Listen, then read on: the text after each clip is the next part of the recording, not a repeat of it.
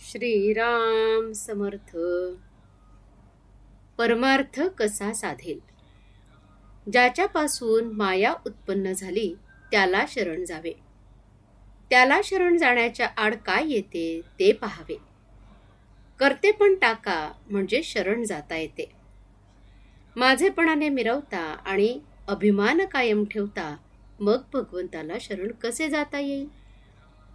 आपण संतांच्या दर्शनाला जातो आणि बायकोचे दुखणे बरे व्हावे असे म्हणतो. मग ते दर्शन खरे झाले म्हणायचे का? पोराबाळांकरता बायको करता संतांकडे नाही जाऊ.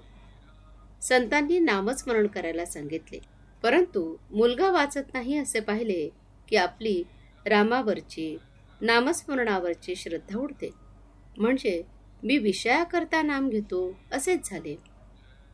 विषय सुटावेत असे वाटते पण ते सुटतच नाहीत. याचे कारण आमची बलवत्तर श्रद्धाच नसते. संन्यास घ्यायला निघाला तर बायको पोर घेऊन आडवी येते. तिला दूर सारून निघाला तर पुढे मोहात पडून परस्त्री करण्याची वेळ येते.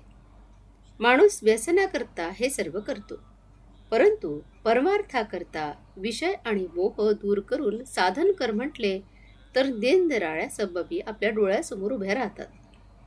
24 वर्ष अभ्यास केला तरी पोटभर खायला मिळत नाही. मग परमार्थ मात्र 2 वर्षात साध्य व्हावा असे कसे म्हणावे? शांती ही परमार्थाची पहिली पायरी आहे. परमार्थ हा समजुतीचा आहे, उगीच कष्ट करण्याचा किंवा पारायणाचा नाही. बद्रीनारायणाची यात्रा करूनही तो साधणार नाही. त्यापेक्षा भगवंताच्या अनुसंधानात राहिल्याने जास्त फायदा होईल. काही खेळ जसे एकट्यानेच खेळायचे असतात, तसा परमार्थ हा आपल्याशीच करायचा खेळ आहे. तो आपल्याशीच करायचा अभ्यास आहे. खेळात काही बाह्य साधन तरी लागते, पण या अभ्यासात त्याचीही जरुरी नसते.